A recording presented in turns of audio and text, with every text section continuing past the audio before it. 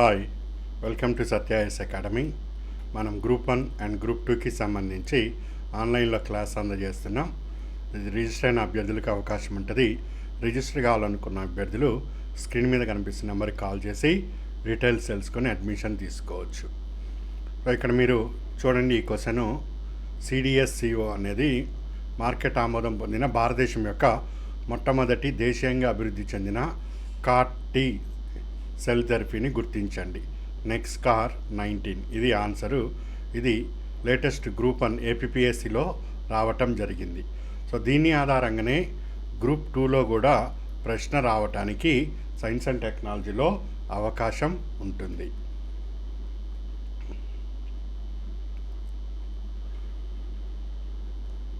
So ఇది April 4th రాష్ట్రపతి గారు president launches India's first home ground CAR-T cell therapy for cancer treatment, calls it new hope. IIT Mumbai and Tata memorial centres ఇద్దరు కలిసి develop చేశారు.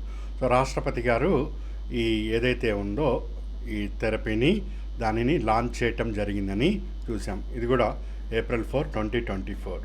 So ఈ విధంగా current రిలేటెడ్గా ఉంటే ఖచ్చితంగా దీని మీద ప్రశ్న ఒకటి వస్తుందన్నది మన క్లారిటీ. అండ్ రాష్ట్రపతి గారి చేత ఈ విధంగా లాంచ్ జరుగుతూ ఉంటే అవి మన SNT పాయింట్ ఆఫ్ వ్యూలో కానీ లేదా ఎకానమీ పాయింట్ ఆఫ్ వ్యూలో కానీ ఏవైనా ఉంటే మీకు ఫర్దర్ వస్తూ ఉంటే అవన్నీ కూడా ఎగ్జామ్కి ఇంపార్టెంట్ అవుతూ ఉంటాయి. సో ఖచ్చితంగా ఏదో రూపంలో ప్రశ్న వస్తుంది. ఇది గ్రూప్ 1లో ప్రశ్న రావటం జరిగింది అండ్ ఇప్పుడు గ్రూప్ 2కి కూడా ఇది అవకాశం ఉంటుంది. సో ఈ విధంగా కరెంట్ రిలేటెడ్ ఏవైతే ఉన్నాయో వాటిని మీరు ఫోకస్ చేసుకుంటూ ఉండాలి ఇవి. సో ఆ కారణం చేతనే నేను మీకు ఇది మన సిలబస్కి అనుగుణంగా ఎకానమీలో కరెంట్ రిలేటెడ్ ఏవైతే మనం వీక్లీ డిస్కస్ చేస్తామో, science and technology current related ఏవైతే డిస్కస్ చేస్తామో సాటర్డే సండే రోజు అవి మీకు రివిజన్ కింద ఇవ్వటం జరుగుతూ వస్తుంది నేను. సో ఆల్రెడీ నేను ఇవన్నీ క్లాసెస్ ఇస్తాను మీకు, మీరు దీని మీద నోట్స్ చేసుకుంటారు. సో ఈ నోట్స్ చేసుకున్న వాటిని ఇంకాస్త ఇన్డెప్త్గా మీకు కావాలంటే చేసుకొని వీటి మీద ప్రశ్నలు కూడా మీరు ఎక్స్పెక్ట్ ఏ విధంగా దీని మీద చేస్తున్నారు ప్రశ్న అనేది రెడీగా చేసుకోవటం జరుగుతుంది. చూడండి, 10 పాయింట్ల మీద 10 కరెంట్ రిలేటెడ్వి SNTలో క్వశ్చన్స్ కానీ ఫ్రేమ్ అయితే ఆటోమేటిక్గా కనీసము ఒక 30,000 మంది ఈజీగా బయటపడిపోతారు. సో మనకి ఎక్కడైతే అవకాశం ఉంటుందో వాటన్నిటిని కూడా స్కోర్ చేసుకుంటూ వస్తే ఒక్కొక్క మార్కు మనం స్కోర్ ఈ రిలేటెడ్వి చేసుకోగలిగితే మనం స్కోర్ ఎక్కువగా చేసుకోగలుగుతాము. ఆ డౌట్స్ అన్నీ క్లియర్ అయిపోయి ఎక్కువ స్కోర్లోకి మనం వెళ్ళగలగటానికి అవకాశం ఉంటుంది. ఇక్కడ మీరు 150 అవుట్ ఆఫ్ 150 కోసం ట్రై చేయక్కర్లేదు, బెస్ట్ ఇవ్వటానికి ట్రై చేస్తారు. సో మెరిట్ ఆధారంగానే తీసుకుంటారు. సో మెరిట్ అన్నది 88 అవుట్ ఆఫ్ 150లో ఉంటే మీరు 80కి రీచ్ అయినా సరిపోతుంది. అంతేగాని 60 దగ్గర ఉంటే మనం మెరిట్లో అందుకోలేము. సో 60-80 మధ్య చాలా గ్యాప్ ఉంటుంది.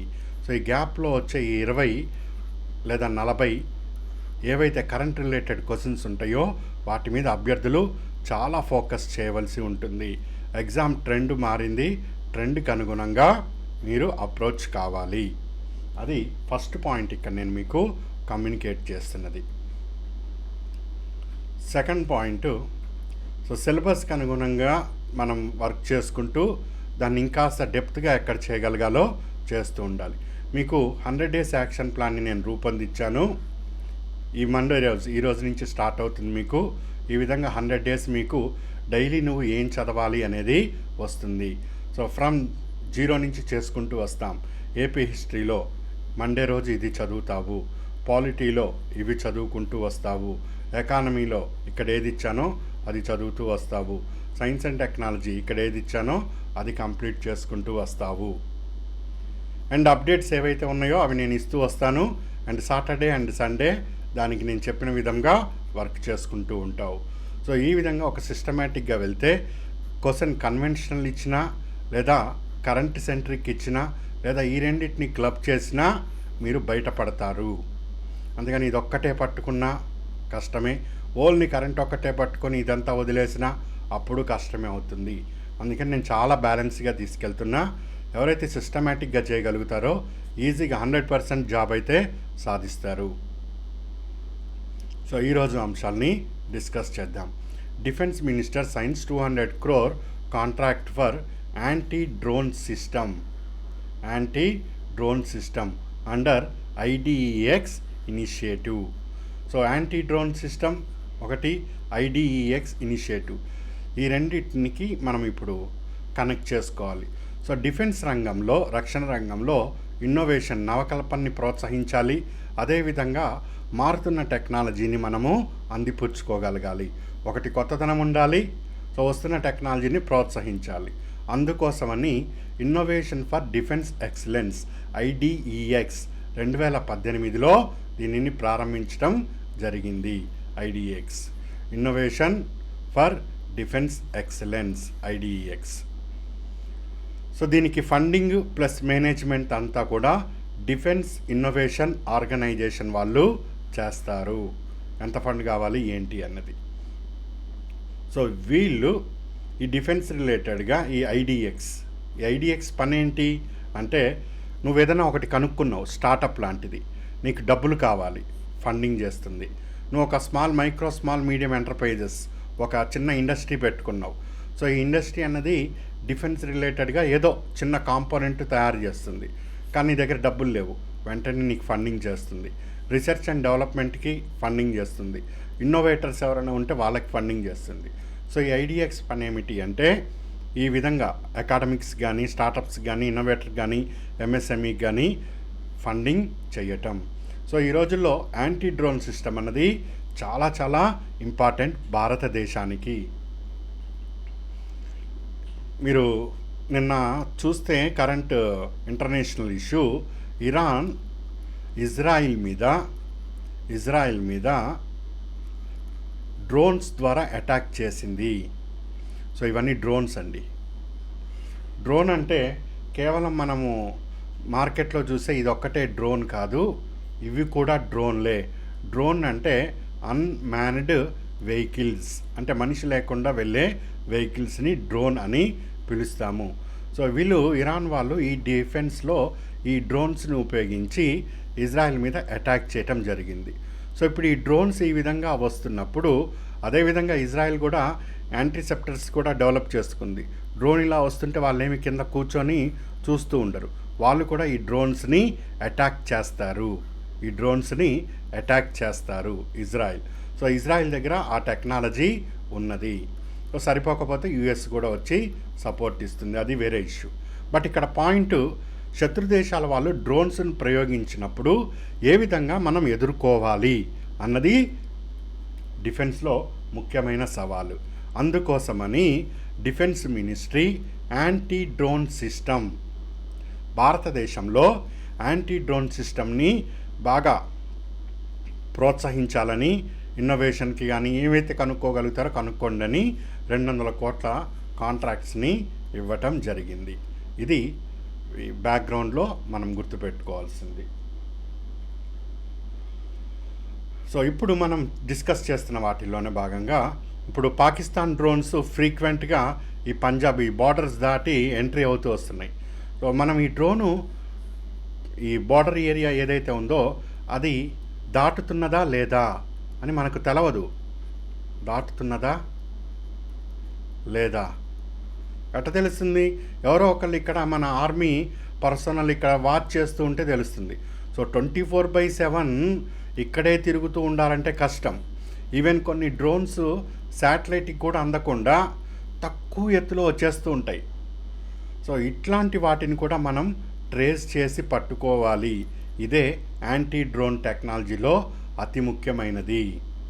సో దానికోసమని Big Bang Boom Solutions Limited, BBS వాళ్ళతో గవర్నమెంట్ ఆఫ్ ఇండియా 200 కోట్లకి ఒప్పందం చేసుకున్నది. మీరు ఏ విధంగా అయినా కానీ వీటిని ట్రేస్ చేయండి. ఒకవేళ ఇవి లోపలికి వస్తే వెంటనే అటాక్ చేయడానికి కావలసిన డిఫెన్స్ సిస్టమ్ని కూడా మీరు డెవలప్ చేసి ఇవ్వండి అని చెప్పటం జరిగింది. ఇదండి. సో అయితే దీని రిలేటెడ్గా మనం ఇంకొద్దిగా లోపలికి వెళ్ళాలి. సో భారత్లో డ్రోన్స్ ఉపయోగం లీగలా అంటే ఎస్, భారత్లో డ్రోన్స్ వాడుకోవచ్చు, లీగలే. మనం పిల్లలకి బొమ్మలు కొనేటప్పుడు కూడా డ్రోన్స్ని ఇస్తూ ఉంటున్నాం. ఇప్పుడు డ్రోన్స్ అనేది నార్మల్ అయిపోయింది. బర్త్డే గిఫ్ట్లు వాటిలో కూడా ఇస్తూ ఉంటారు. అవి మనం ఆడుకునేవి, ఆడుకోవటానికి, కమర్షియల్ పర్పస్లో కాదు. అండ్ ఎస్పెషల్లీ డిఫెన్స్ పర్పస్లో అంతకన్నా కాదు. సో డిఫెన్స్ పర్పస్లో ఆడుకోవటానికి అమ్మరు అట్లా. సో పిల్లలు ఏదో జస్ట్ ఒక హైట్ ఎగురుతూ ఆనందించి చప్పట్లు కొట్టడానికి. బట్ కమర్షియల్ పర్పస్లో అవైలబుల్ ఉన్నాయా డ్రోన్స్? లీగలేనా? ఎస్, లీగలే. ఇది పాయింట్ గుర్తుపెట్టుకోవాలి. మనకు ఎగ్జామినర్ ఒక ప్రశ్న చేసి ఒక 4-5 లోపలికి 1, 2, 3 చేసినప్పుడు లీగల్ అవునా కాదా అనేది అడుగుతాడు. Legal. Director general of civil aviation నుంచి అనుమతి ఉండాలి. గవర్నమెంట్ ఆఫ్ ఇండియా 2021లో డ్రోన్ విధానాన్ని తీసుకొని వచ్చింది. 2023లో దీనికి సంబంధించి నిబంధనలను కూడా రూపొందించడం జరిగింది. సో ఇది డ్రోన్ పాలసీకి సంబంధించి నిబంధనలు 2021. సో డ్రోన్ కారిడార్స్ని కూడా మనం త్వరలో డెవలప్ చేస్తున్నాము. ఈ నిబంధనలు ఎవరైనా ఉల్లంఘిస్తే ₹1,00,000 వరకు పెనాల్టీ ఉంటుంది.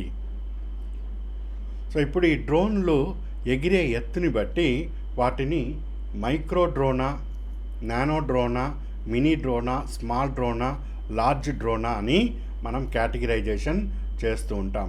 ఎగిరే ఎత్తు ఒకటి, అది తీసుకొని వెళ్ళే వెయిట్ ఒకటి, ఈ రెండు కూడా ఇంపార్టెంట్. సో మొత్తం 500 kg మాత్రమే ఈ డ్రోన్స్ ఒక ప్లేస్ నుంచి ఇంకో ప్లేస్కి ఈ విధంగా తీసుకొని వెళ్ళాలి. మైక్రో డ్రోన్ 60 మీటర్ల ఎత్తు మించి ఎగరటానికి వీల్లేదు. భూమి నుంచి 60 మీటర్ల ఎత్తు కన్నా ఎత్తు ఎగరటానికి వీల్లేదు.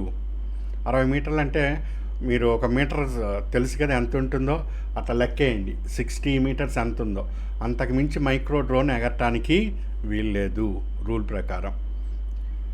వేగము కూడా 25 మీటర్/సెకండ్ మించి వెళ్ళటానికి వీల్లేదు. ఒకవేళ ఎయిర్పోర్ట్స్ పక్కన అలాంటిది మీరు చేయదలుచుకుంటే కంపల్సరీగా director general of civil aviation వల్ల అనుమతి తప్పనిసరి. స్మాల్ డ్రోన్స్ 120 మీటర్స్ కన్నా పైకి ఎగరటానికి వీల్లేదు. దాని స్పీడ్ కూడా ఈ విధంగానే ఉంటుంది. ఇవన్నీ కూడా భవిష్యత్తులో మనము ఏ విధంగా అయితే స్విగ్గీ, జొమాటోలు మీకు డోర్ డెలివరీ చేస్తున్నాయో అదేవిధంగా రిమోట్ ఏరియాస్లో ఫార్మాస్ కానీ లేకపోతే ఈ ఫ్లడ్స్ కానీ ఇట్లాంటివి వచ్చినప్పుడు ఇవన్నీ కూడా అందించడానికి భవిష్యత్తులో ఉపయోగకరంగా ఉంటుంది. డ్రోన్ టెక్నాలజీ భారత్లో బాగా పెరుగుతున్నది. సో భవిష్యత్తులో మీకు ఏమన్నా స్విగ్గీ నుంచి కానీ జొమాటో నుంచి ఆర్డర్ కావాలన్నా కానీ వాళ్ళు డ్రోన్ ఇచ్చి పంపించేస్తారు. పలానా అని మీ ఇంటికి వస్తుంది, డ్రోన్ తీసుకోవచ్చు. ఎస్, చూస్తామండి. ఇవన్నీ కూడా మనము త్వరలో చూస్తాం. ఒకప్పుడు మనము జస్ట్ ల్యాండ్లైన్ ఫోన్ చేసుకునే వాళ్ళం. దాని తర్వాత 2G సిమ్ వచ్చింది. మనం వీడియో కాల్ ఎక్స్పెక్ట్ చేసామా? ఎక్స్పెక్ట్ చేయలే. వీడియోలో ఈ విధంగా మాట్లాడచ్చు అక్కడి నుంచి ఇక్కడికి అని. అది ఇప్పుడు చూస్తున్నాం. అదేవిధంగా డ్రోన్లు కూడా చూస్తారు మీరు. ఇప్పటికే నమో drone Didi scheme, so Lakhpat Didi scheme నేను మీకు ఆల్రెడీ చెప్పాను. అందులో భాగంగా 15,000 మంది సెల్ఫ్ హెల్ప్ గ్రూప్ మహిళలకి డ్రోన్ ఆపరేషన్లో గవర్నమెంట్ ఆఫ్ ఇండియా శిక్షణని అందజేస్తూ వస్తుంది.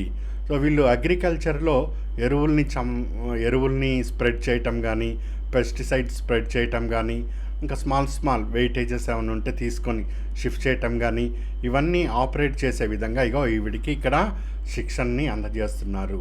సో దీనివలన జాబ్ క్రియేషన్ ఫర్ ఉమెన్ ఏర్పడుతుంది, మోడర్న్ ఫార్మింగ్ ప్రాక్టీసెస్ ఏర్పడతాయి, టైం సేవింగ్ సొల్యూషన్స్ ఏర్పడతాయి, and more equitable system of agriculture మనకు కనిపిస్తుంది. So drones for women self help groups, so దీనిని నవంబర్ 30 నాడు 2023లో నరేంద్ర మోడీ ప్రారంభించడం జరిగింది. లఖ్పత్ దీదీలో భాగంగా మహిళలకి డ్రోన్ టెక్నాలజీలో శిక్షణ అందిస్తున్నారు. నమో డ్రోన్ దీదీ. సో దానికోసమని 2024-25 ఒక సంవత్సరము ప్లస్ 25-26 ఈ 2 సంవత్సరాలకి కలిపి గవర్నమెంట్ ఆఫ్ ఇండియా 1261 కోట్ల రూపాయలని బడ్జెట్ కేటాయింపు చేయటం జరిగింది. ఎంత బడ్జెట్ అన్నది కూడా ఇంపార్టెంట్. ఎంతమంది సెల్ఫ్ హెల్ప్ గ్రూప్స్ ఉమెన్స్కి అందజేస్తున్నారు అంటే 15,000 సెలెక్టెడ్ ఉమెన్ సెల్ఫ్ హెల్ప్ గ్రూప్స్కి అందజేస్తున్నారు. ఇందులో ఏపీలో ప్రస్తుతానికి 400 సెల్ఫ్ హెల్ప్ గ్రూప్ ఉమెన్స్కి ఈ కార్యక్రమాన్ని ఇవ్వటం కూడా జరిగింది. ఇది డ్రోన్కి సంబంధించి ముఖ్యమైన అంశాలు. సో ఏమేమి నేర్చుకున్నాం ఒకసారి మీరు గుర్తుపెట్టుకోండి. ఐడిఎక్స్ని డిఫెన్స్లో ఇన్నోవేషన్కి ప్రోత్సహించడానికి ఏర్పాటు చేసుకున్నాం. సో ఇది ఫండింగ్ అందజేస్తుంది. సెకండ్ ఇంపార్టెంట్ పాయింట్, డ్రోన్కి సంబంధించి యాంటీ డ్రోన్ సిస్టమ్ డెవలప్ చేసుకోవాలనుకుంటున్నాం. థర్డ్ పాయింట్, 2021లో దీని నిబంధనలను రూపొందించుకుంటున్నాం. ఇవి నిబంధనల మీద అంతగా అక్కర్లేదు, కానీ ఒకసారి చూసుకొని ఉంటే బెటర్. ఎన్పిఎన్టీ అంటే no permission no take off, permission లేకుండా టేక్ ఆఫ్ చేయడానికి వీల్లేదు. కారిడార్స్ ఏర్పడుతున్నాయి, 1 lakh వరకు ఫైన్ ఉంటుంది తప్పితే అన్నది నిబంధనలు ఇంపార్టెంట్. 6th పాయింట్, ఇక డ్రోన్ కారిడార్స్, ఇవన్నీ drone delivery system for consumer, ఇవన్నీ కూడా మెడిసిన్స్, బ్లడ్, ఇవన్నీ ఒకసారి చూసుకోండి, మైండ్లో రిజిస్టర్ అయి ఉంటాయి. సో వీటికి సంబంధించి మైక్రో డ్రోన్ ఏంటి, స్మాల్ డ్రోన్ ఏంటి అన్నది ఇంపార్టెంట్. 2030 నాటికి ఇండియాని డ్రోన్ హబ్ అవ్వాలని లక్ష్యం పెట్టుకున్నాం. ఇది 7th ఇంపార్టెంట్ పాయింట్. డ్రోన్తో పాటు నమో దీదీ డ్రోన్ స్కీమ్ని కూడా గుర్తుపెట్టుకోండి. నమో దీదీ వలన బెనిఫిట్స్ ఏంటి అంటే ఇవన్నీ కూడా బెనిఫిట్స్ ఉన్నాయి. దానికి ఆల్రెడీ శిక్షణని కూడా అందజేస్తున్నాం మనము. సో ఇవి కొన్ని డ్రోన్ రిలేటెడ్ ఇంపార్టెంట్. సో ఇంకా ఏమన్నా అప్డేట్స్ వస్తే దాన్ని నేను మీకు అందజేస్తూ ఉంటా. ఒకదానికొకటి లింక్ ఉంటూ ఉంటాయి, జాగ్రత్తగా చదవండి. అండ్ నెక్స్ట్ పాయింట్, ఇక్కడ మోస్ట్ ఇంపార్టెంట్, రికార్డు స్థాయిలో డిఫెన్స్ ఎక్స్పోర్ట్స్ భారత్ నుంచి పెరిగినాయి 23-24 ఫైనాన్షియల్ ఇయర్కి సంబంధించి. జనరల్గా మనము డిఫెన్స్ దిగుమతి చేసుకుంటాం, ఇంపోర్ట్స్ చేసుకుంటాం. అండ్ ఎప్పుడైతే గవర్నమెంట్ దీన్ని ప్రైవేట్ సెక్టర్ వాళ్ళని ఎంకరేజ్ చేస్తూ వచ్చిందో, సో డిఫెన్స్ నుంచి ఎక్స్పోర్ట్స్ కూడా పెరుగుతూ వస్తున్నాయి. Very important. సో 21,000 కోట్ల రూపాయలు ఈరోజు డిఫెన్స్ ఎక్స్పోర్ట్స్ భారత్ నుంచి జరిగాయి. లాస్ట్ ఫిజికల్ ఇయర్ కన్నా 32% డిఫెన్స్ ఎక్స్పోర్ట్స్ పెరిగినాయి. Important point. సో ఈ డిఫెన్స్ ఎక్స్పోర్ట్లో 60% ప్రైవేట్ సెక్టార్ వాడి కాంట్రిబ్యూషన్ ఉంది, 40% పబ్లిక్ సెక్టార్ యొక్క కాంట్రిబ్యూషన్ ఉన్నది. క్లియర్? సో మొత్తం 2014 నుంచి ఎప్పుడైతే వీళ్ళు డిఫెన్స్ సెక్టార్ని ప్రైవేట్ వాళ్ళకి ఓపెన్ చేశారో అప్పటి నుంచి చూస్తే 88,000 కోట్ల రూపాయలు డిఫెన్స్లో ఎగుమతులు పెరిగాయి. 2024 ముందుకి 2014 కన్నా ముందు 2024 వరకు చూస్తే ఈ మధ్యలో 21 రెట్లు 21 టైమ్స్ డిఫెన్స్ ఎక్స్పోర్ట్స్ పెరిగాయి. ఇది ఇంపార్టెంట్. భవిష్యత్తులో ఈ టార్గెట్స్ ఏమైనా ఉంటే అవి గుర్తుపెట్టుకోండి. 28-29 నాటికి డిఫెన్స్ ప్రొడక్షన్ 3 ట్రిలియన్ మార్కుని చేరుకోవాలి. 3 ట్రిలియన్ రూపీస్ మార్కుని చేరుకోవాలి ఇండియన్ డిఫెన్స్. అదేవిధంగా హార్డ్వేర్ ఎక్స్పోర్ట్స్ అన్నది 50,000 కోట్లకి చేరుకోవాలి ఎప్పటికీ 28-29 నాటికి. ఈ టార్గెట్స్ ఏమైనా ఉంటే మనకు ఈ టార్గెట్స్ అడుగుతూ ఉన్నాడు, గుర్తుపెట్టుకోండి, ఇంపార్టెంట్. సో ఇది డిఫెన్స్ రిలేటెడ్గా మనము చూస్తుంది. Next, president of India launches India's first home ground CAR-T cell therapy. So ఇది ఇమ్యూనో యాక్ట్ అంటే ఏదో చట్టం అనుకున్నారు, అది కాదు. ఇమ్యూనిటీ అంటే రోగనిరోధకతని పెంచడానికి కావలసిన చర్యలు. ఇమ్యూనో యాక్ట్ కింద ఈ CAR-T సెల్ థెరపీని IIT Bombay plus Tata memorial centre, ఈ మధ్య ఎగ్జామ్లో మీరు చూస్తున్నారు ఎవరెవరు కలిసి డెవలప్ చేస్తున్నారు వీటిని అని అడుగుతాడు. IIT Bombay plus Tata memorial centres, very important. ఈ ఇద్దరు కలిసి డెవలప్ చేయటం జరిగింది. సో ఇట్లాంటి టెక్నాలజీ ఆల్రెడీ యూఎస్ఏలో ఉన్నాయి, కానీ ఇప్పుడు మనం భారతదేశం మన సొంతంగా డెవలప్ చేసుకున్నాం. అందుకే ఇది ఇండియాస్ ఫస్ట్ హోమ్ గ్రౌండ్, అంటే ఇక్కడే డెవలప్ అయిన థెరపీ. దాని పేరు నెక్స్కార్ 19. ఇగో అదే అడిగింది. సింపుల్ చూడు, తెలిస్తే ఈజీ, లేదంటే $1 మిలియన్ క్వశ్చన్, ఎక్కడి నుంచి వచ్చాడు, ఎందుకు అడిగాడు, ఇట్లాంటివన్నీ ఉంటాయి. CAR abbreviation chemical antigen receptors, CAR 19. India's first indigenously కాట్ T cell therapy, IIT Bombay వీళ్ళు. టీ సెల్స్ అనేవి మనిషి రక్తంలో సహజంగా రూపొంది ఏవైనా వైరస్ కానీ బ్యాక్టీరియా కానీ లేదా క్రిములు ప్యాథోజన్స్ కానీ శరీరంలోకి వస్తే వాటితో ఇవి యుద్ధం చేసి శరీరానికి రక్షణని కల్పిస్తాయి. సో వీటిని మనకు అంత టెక్నాలజీ ఉండదు కదండి, వీళ్ళు సైంటిస్టులు, వాళ్ళు ఈ థెరపీని డెవలప్ చేశారు. సో పేషెంట్ నుంచి బ్లడ్ని కలెక్ట్ చేసి ఆ బ్లడ్లో నుంచి టీ సెల్స్ తీసి దాన్ని రీప్రోగ్రామ్ టీ సెల్స్ చేసి ఈ విధంగా కాట్ టీ సెల్స్ని రూపొందిస్తారు. సో ఈ ఒక సెల్ని మల్టిపుల్ సెల్స్గా డెవలప్ చేసి బయట దానిని మళ్ళీ బ్లడ్ ద్వారా పేషెంట్కి ఎక్కియటం జరుగుతుంది. తద్వారా ఈ బి సెల్ క్యాన్సర్ ఏదైతే ఉందో దానికి ట్రీట్మెంటు దొరుకుతున్నది. సింపుల్గా కార్టీ సెల్ థెరపీ, ఇతనికి క్యాన్సర్ వచ్చింది.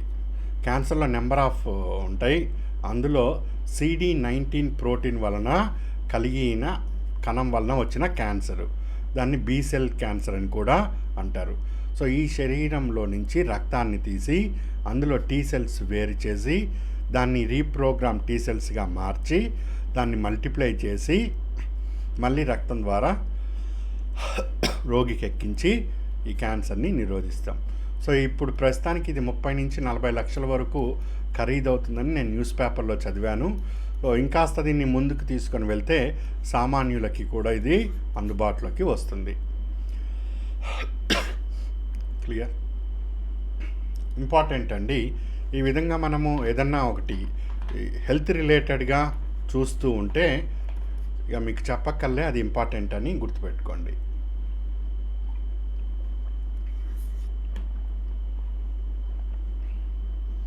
సిలబస్లో ఉన్నవన్నీ మనం కరెక్ట్గా చేసుకుంటూ వెళ్తే ఈజీ అండి. Next 125 years Kodaikanal solar observatory. ఇది కొడైకెనాల్లో ఉన్న, కొడైకెనాల్ వినే ఉంటాం కదా, ఈ సమ్మర్లో ఊటీ కొడైకెనాల్ చూసిన వాళ్ళం కూడా ఉన్నాము. సో ఇక్కడ సోలార్ అబ్జర్వేటరీ చూడండి, అప్పటి కన్స్ట్రక్షన్స్ బాగున్నాయి, అసలు కనబడట్లే. ఈ మధ్య అన్నీ కూడా స్లాబ్లు అయిపోయినాయి, పెంకుటిల్లు ఎక్కడున్నాయి. ఇది ఈ మధ్య ఆర్కిటెక్చర్లో డెవలప్ చేసుకుంటున్నారు డిజైనింగ్గా పెంకులు. సరే, ఇది కొడైకెనాల్ అబ్జర్వేటరీ. 1876లో కరువు వచ్చింది. కరువులు ఎందుకు వస్తాయి? డ్రాట్. సో ఇది పంట పొలం. ఇక్కడ సూర్యుడి నుంచి తీవ్రమైన వేడి తగులుతుంది. వేడి తగలటం వలన అక్కడ నీరు అది సరిగా అందక ఇక్కడ కరువు అనేది ఏర్పడుతుంది.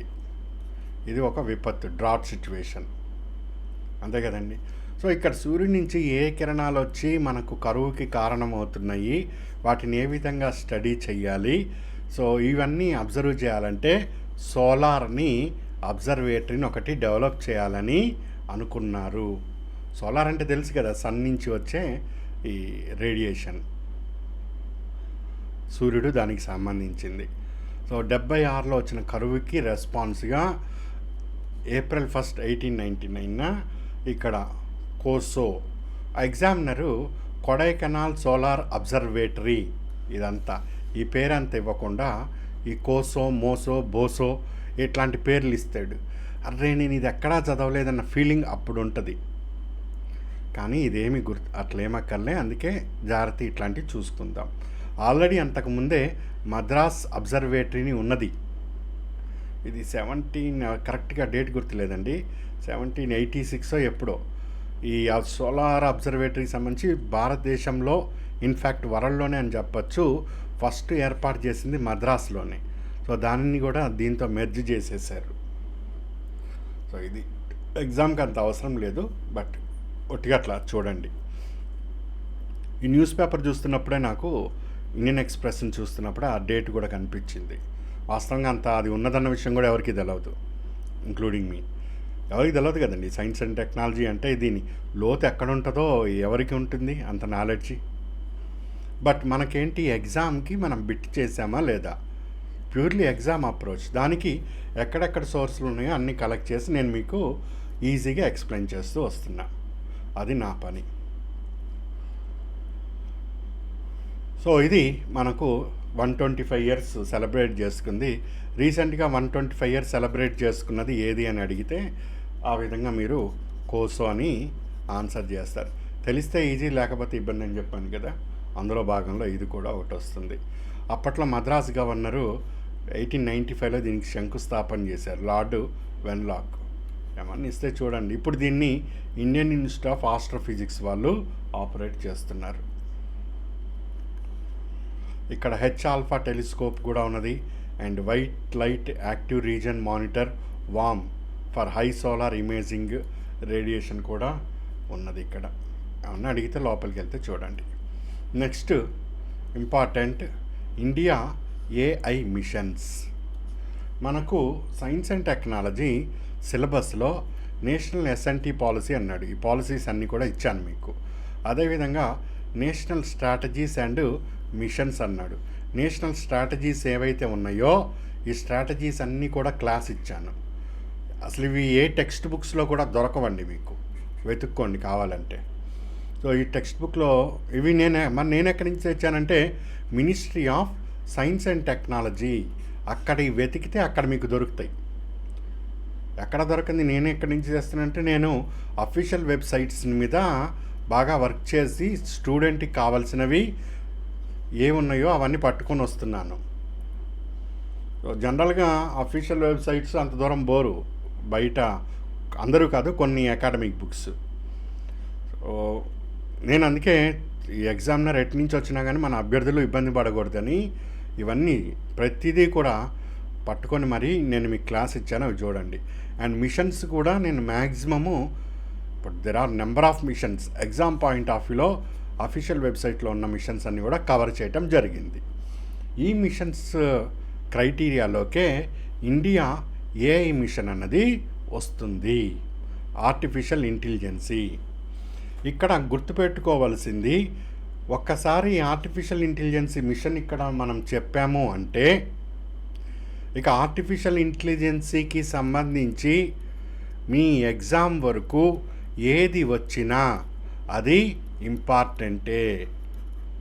నీకు అనిపించాలి ఏమని, ఆర్టిఫిషియల్ ఇంటెలిజెన్సీ సిలబస్లో ఎక్కడా లేదు, అందుకని నేను ఇది చదవక్కర్లేదు అనేది నీకు అనిపిస్తుంది. అది సహజము, అనిపించాలి కూడా. బట్ ఎగ్జామినర్ అట్లా ఉండడు. ఆర్టిఫిషియల్ ఇంటెలిజెన్సీ ఇక్కడ నీకు మిషన్లలో కవర్ అయింది కాబట్టి ఈ మిషన్ని ఇంకొద్దిగా లాగితే నువ్వు ఎగ్జామినర్కి దొరుకుతావు. సో నా నెక్స్ట్ సైన్స్ అండ్ టెక్నాలజీ మీకు అప్డేట్స్లో ఈ ఏఐ రిలేటెడ్గా ఉండేవి కూడా కవర్ అవుతాయని నేను మీకు ఇప్పుడు తెలియజేస్తున్నా. నేను చేయగలిగినవి చేస్తాను, మీరు కూడా కవర్ అయ్యేవి కవర్ చేస్తూ రండి. నేను కవర్ చేయకుండా 1 or 2 మిస్ అయితే అది మీరు టచ్ చేసుకుంటూ వస్తారు. సో చాలా జాగ్రత్తగా ఉండాలి. 5 సంవత్సరాల తర్వాత మనం వస్తున్నది ఎగ్జాము, అండ్ 900 పోస్టులు ఉన్నాయి. ఎక్కడా వదులుకోవటానికి వీలు లేదు. చేతులారా పోగొట్టుకోవద్దు. తెలవనివి ఏమీ చేయలేము, తెలిసినవి వదులుకోవద్దు. సరే, ఈ ఇండియా ఏఐ మిషన్ అన్నది ఏంటి, దీని పుట్టుపూర్వోత్తరాలు ఏంటి, దీనికి సంబంధించి ఇంకేంటి? ప్రస్తుతం లభించిన సోర్స్ వరకు global partnership on artificial intelligence ఢిల్లీలో జరిగింది ఈ సమ్మిట్ 2023లో. అప్పుడు మన భారత్ చెప్పింది, మేము దీని మీద ఒక మిషన్ని ప్రారంభిస్తాము. మిషన్ అంటే టెక్నాలజీని ఉపయోగించి వేగంగా విస్తరణ చేసేదానిని మిషన్ అంటాము. మిషన్ అంటే దాని అర్థమే ఇది. టెక్నాలజీని వాడి మిషన్, ఆయిల్ టెక్నాలజీ మిషన్ అంటే ఆయిల్ సీడ్స్ని టెక్నాలజీ ఉపయోగించి పెంపొందించాలి. నేషనల్ సోలార్ మిషన్, టెక్నాలజీని ఉపయోగించి సోలార్ని విద్యుత్తో ఏదో ప్రొడక్షన్ని పెంచుకోవాలి. సో టెక్నాలజీ వాడే చోటల్లా కూడా నువ్వు మిషన్ అనే పదాన్ని వాడతావు. ఇంతవరకు clear? So global partnership on AI జరుగుతున్నప్పుడు నేను ఆర్టిఫిషియల్ ఇంటెలిజెన్సీ మీద ఒక మిషన్ని ప్రారంభిస్తా అని మన పెద్ద ఆయన చెప్పాడు. ఓకే, మరి దానికి సంబంధించి ఆయన చెప్పటం అయిపోయింది. వెంటనే మన సైంటిస్టులు, మన సైంటిఫిక్ అడ్వైజర్స్ అందరూ కూర్చొని ఒక మిషన్కి రూపకల్పన చేశారు. పేపర్ మీద రాసుకొచ్చారు, తీసుకొని వెళ్ళి మోడీ గారికి చూపించారు. మోడీ గారికి అంత ఐడియా ఉండదు కదా, నాకు డీటెయిల్స్ ఏంటాయా, నాకు అవన్నీ అక్కర్లే, ఎంత డబ్బు ఖర్చు అవుతుందో చెప్పు నేను పంపిస్తా అంటాడు. సార్ నాకు 10,372 కోట్లు ఖర్చు అవుతుందండి ఈ మిషన్కి అన్నాడు. ఓకే, ఏప్రిల్లో 10,000 కోట్లని మిషన్కి కేటాయించడం జరిగింది. ఇక సైంటిస్టులు దీని మీద డెవలప్ చేస్తారు. విజన్ ఏంటి? Making AI in India. Vision important. Making artificial intelligence in India. ఇప్పటివరకు ఆర్టిఫిషియల్ ఇంటెలిజెన్సీ అంటే ఇదేదో యూఎస్ఏ పేటెంట్ లాగా అందరం భావిస్తున్నాం. సో ఇప్పుడు ఇండియాలో చెయ్యాలి. Making AI work for India. ఇండియాలో తయారు చేయి అండ్ అన్ని రంగాలకి అప్లై చేయి. ఇది ఏఐ మిషన్ యొక్క విజన్. దీనిని అమలు చేస్తున్న ministry of electronics and information technology. దీని nodal ministry. Important. Implementing agency, ఏదో సంస్థ ఇంప్లిమెంట్ చేయాలి కదా, దానికి ఇండియా ఏఐ అనే సంస్థ, independent business division under digital India corporation. India AI అనేది ఇంప్లిమెంటింగ్ ఏజెన్సీ. సో దీనికి డబ్బు కేటాయించారు. ఇది నోడల్ మినిస్ట్రీ, ఇది ఇంప్లిమెంటింగ్ ఏజెన్సీ. ఇది ఇప్పటి వరకు మనకు తెలిసిన ఈ మిషన్ రిలేటెడ్. సో దీని రిలేటెడ్గా ఫర్దర్ వస్తాయి. నువ్వు వద్దు అన్నా కానీ ఇంకా వస్తాయి ఏ రిలేటెడ్. సో అవి కూడా వస్తే దీని మీదైనా బిట్ రావచ్చు, లేదా దీని రిలేటెడ్గా ఏ రిలేటెడ్గా జరుగుతున్న డెవలప్మెంట్స్ ఉంటే మొన్న ఆల్రెడీ గ్రూప్ 1 ఏపీపీఎస్సిలో ఇచ్చాడు ఏ రిలేటెడ్గా. సో జనరల్గా సైన్స్ అండ్ టెక్నాలజీ అంటే మనకు తెలిసిన ఆ పిఎస్ఎల్వి ఎగిరింది, జిఎస్ఎల్వి ఎగిరింది, లేకపోతే ఇంకోటి 1, 2, 3 ఇట్లాంటివి గుర్తున్నాయి. ఇగో కొత్త టెక్నాలజీలోకి వెళ్తున్నాడు. మొన్న ఏపీపీఎస్సి గ్రూప్ 1లో రావటం జరిగింది. క్లియర్? సో ఇట్లాంటివన్నీ కూడా మనం డిస్కస్ చేస్తాం. సో రిజిస్టర్ కాని అభ్యర్థులు ఎవరైనా ఉంటే రిజిస్టర్ అవ్వండి, మీకు చాలా ఉపయోగకరంగా ఉంటాయి. బేసిక్ క్లాసెస్ అన్నీ నేను ఇచ్చాను, సో అవి ఫాలో అవుతుండండి. సైన్స్ అండ్ టెక్నాలజీకి సంబంధించి ప్రతి క్లాసు కూడా డీటెయిల్డ్గా మ్యాక్సిమం వెళ్ళగలిగినంత మనం అన్ని యూనిట్లని క్లాసులో ఇవ్వటం జరిగింది. వీటికి సంబంధించి క్లాసెస్ ఉన్నాయి రికార్డెడ్. దీనికి సంబంధించి నోట్స్ కూడా ఇచ్చాను. 1 or 2 టాపిక్స్ ఏమైనా లేకపోతే దాన్ని క్లాస్ విని నోట్స్ చేసుకో, తప్పలేదు. సో ఇప్పుడు నేను కరెంట్ రిలేటెడ్గా ఏమన్నా ఇస్తుంటే దానిని మీరు క్లాస్ విని నోట్స్ చేసుకుంటారు. దానివల్ల మీకు గుర్తుంటుంది. నేను చెప్తున్న మోడల్లో బిట్స్ కూడా ఫ్రేమింగ్ ఆలోచిస్తారు. ఇది ఇక్కడ ఇంపార్టెంట్. అండ్ సైన్స్ అండ్ టెక్నాలజీలో హెల్త్ రిలేటెడ్ యాడ్ చేశాడు. So disease burden on epidemic and pandemic చాలా చాలా important. And preparedness and responsive ఇది కూడా చాలా చాలా ఇంపార్టెంట్. ఇవన్నీ కూడా అసలు ఏంటి డిసీజ్ బర్డెన్ అంటే? డిసీజ్ బర్డెన్ నేను ఇది క్లాస్లో నీట్గా వివరించాను పిక్చర్ తోటి. సో అవన్నీ ఫాలో అవ్వండి. ఈ డిసీజెస్ రిలేటెడ్గా వరల్డ్ హెల్త్ ఆర్గనైజేషన్ కానీ గవర్నమెంట్ ఆఫ్ ఇండియా నుంచి కానీ ఏది మీకు కనిపించినా నేను ఇస్తాను మన అభ్యర్థులకి. బయట అభ్యర్థులు ఎవరైనా ఉంటే కంపల్సరీ చదువుకొని వెళ్ళండి. ప్రశ్నలు తప్పనిసరిగా కనిపిస్తాయి. ఇట్లాంటివన్నీ కూడా మీరు ఒక్కొక్కటి చప్పున ఒక 10 నుంచి 20 క్వశ్చన్లు పట్టుకున్నా ర్యాంక్ ఎక్కడికో వెళ్ళిపోతుంది. మనం చూశారు ఆ సోషాలజీ దెబ్బకి దాదాపు 60-70 వచ్చిన వాళ్ళు కూడా 30కి పడిపోయింది స్కోరు. సో ఇవి నేను చెప్తున్న ఈ ప్రశ్నలన్నీ కూడా మీకు నెగిటివ్ మార్క్స్ రాకుండా ఆపుతాయి. నెగిటివ్ రాకుండా ఆపుతాయి. ఒకటి, మీరు మెరిట్లో ఉండటానికి సహకరిస్తాయి. అందరు చేసేవి అందరూ చేస్తారు. అన్ని ప్రశ్నల్లో అందరు కామన్ క్వశ్చన్, అందరూ చేసే క్వశ్చన్స్ ఉంటాయి. అట్లాంటివి లేకుండా ఉండవు. జిఎస్ఎల్వి మార్క్ 3 చంద్రయానికి ఉపయోగించిన వెహికల్ ఏది అంటే మార్క్ చేస్తారు, అందరూ చేస్తారు. అది అందరూ చేయలేనివి కొన్ని ఉంటాయి. అట్లాని ఎంతో దూరం పోము, ఇగో ఈ విధంగా పట్టుకొని వెళ్తాము. ఇట్లాంటివి నువ్వు 20 చేసుకున్నా చాలు, పోస్ట్ వద్దన్నా ఇంటి ముందు ఆగుద్ది. ఈ 20ని వదులుకుంటే వచ్చిన మెరిట్లో నుంచి కూడా డౌన్ అవుతాయి, ఎక్కడికో వెళ్ళి పడతాం. సో దానికి అనుగుణంగా అభ్యర్థులు వాళ్ళ ప్రిపరేషన్ని కొనసాగించండి. So next class day after tomorrow ఇస్తాను. సో ఇట్లా డే బై డే వస్తూ ఉంటాయి మీకు అవకాశాన్ని బట్టి. అన్ని కరెంట్ రిలేటెడ్వే నేను ఇక్కడ ఫోకస్ చేస్తున్నా. అన్ని క్రీమ్ లేయరు ఈజీగా అర్థమయ్యే విధంగా ఫోకస్ చేసి వర్క్ చేసి పంపిస్తున్నా. ఈ క్లాస్ విని నోట్స్ ఎలాగో రాసుకుంటారు. వీటిని సాటర్డే సండే బిట్స్ కూడా ప్రాక్టీస్ చేస్తారు. తర్వాత 1 మంత్ తర్వాత నేను వీటి మీద టెస్ట్లు కూడా పెడతాను మీకు, ఈ కరెంట్ రిలేటెడ్ వాటి మీద. క్లియర్? నా తరపు నుంచి అన్నీ పర్ఫెక్ట్గా ఉన్నాయి. మీ తరపు నుంచి మీరు పర్ఫెక్ట్గా చేస్తే జాబ్లో ఉంటారు. అన్నీ చేస్తారని మనం అనుకుంటున్నాం. So all the best, good luck.